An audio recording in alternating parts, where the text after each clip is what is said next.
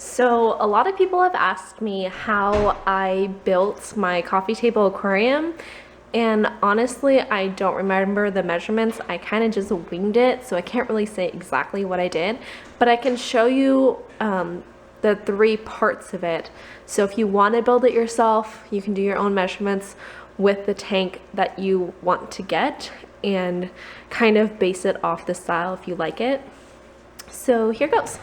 So I built my coffee table aquarium in three separate sections. The tank on its base, right there.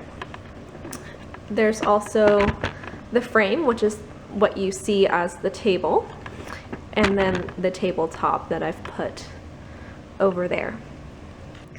The tank itself is actually held up about 3 inches from the ground by these wooden blocks, and I think there are 8 of them. No, 7 of them in here. So 3 on each side and then 1 in the center to support the weight of the tank. And I have felt on the bottom of these so that it doesn't scratch my floors. And then I keep like all of my equipment underneath. So I've got the what is it? The surge protector, the air pump, and whatever else I have down there. And the tank sits on, I think this is like a 3/4 inch piece of plywood that is about 1 inch larger than the tank on each side. And that just helps so that I can put the frame around it. So here's the frame of the table, which actually slips over the tank and makes it look like one piece. So I'm just gonna break it down real quick. These corner pieces, these L-shaped corner pieces, I made with a 1x3 on each side. This bottom area, which is the base, I used using plywood. So this one is like the half inch or 3/4 inch plywood that I used for the base, and it just covers up the base so that you don't see all the stuff underneath when you are looking at the tank. And then I drilled a hole right here so that the surge protector cable can come out from underneath the tank.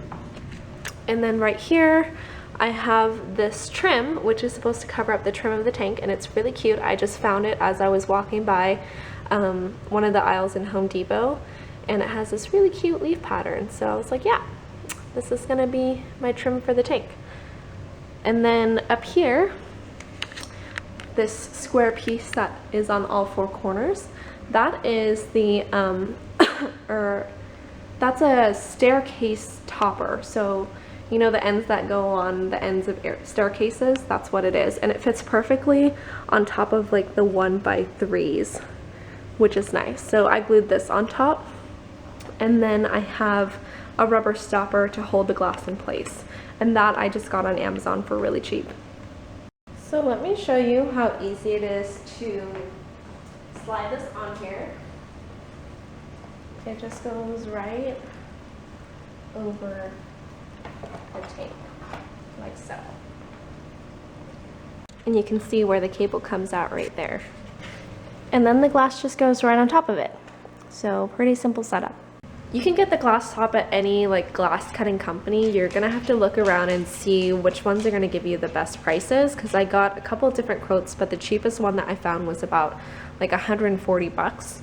So yeah, a little bit pricey, but they will angle the edges for you and then also round the corners so that, you know, if you have pets like me that like to bump into stuff, they're not gonna get too hurt, or if you're clumsy like me and you bump into it, you're not gonna get too hurt.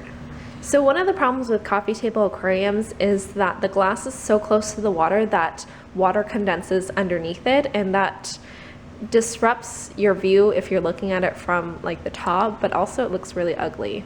So I have mine about 6 inches above the actual water line, so I have 0 condensation. So if you are gonna be making this, make sure you put the glass top a little bit higher up than like right above the water. Otherwise you're gonna have issues with condensation. But as you can see, the view from here is pretty clear. You can actually see a panda right there. So another concern that people have is, how do I feed and do water changes? Well, the gap between the glass top and the tank is actually wide enough that I can stick my hand in without any issues. So that's not a problem as far as feeding goes.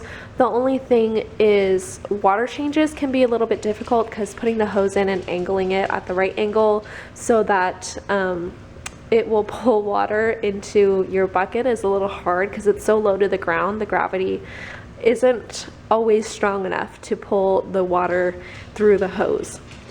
So it takes a lot of trying if you want to do it that way. I've just stopped. I have used the hose before to do water changes in this tank, but I've stopped doing that just because it just got way too messy. So now I just do water changes with a cup, and I do that by taking off the glass top, which is actually really easy. And that's pretty much how I made my coffee table aquarium.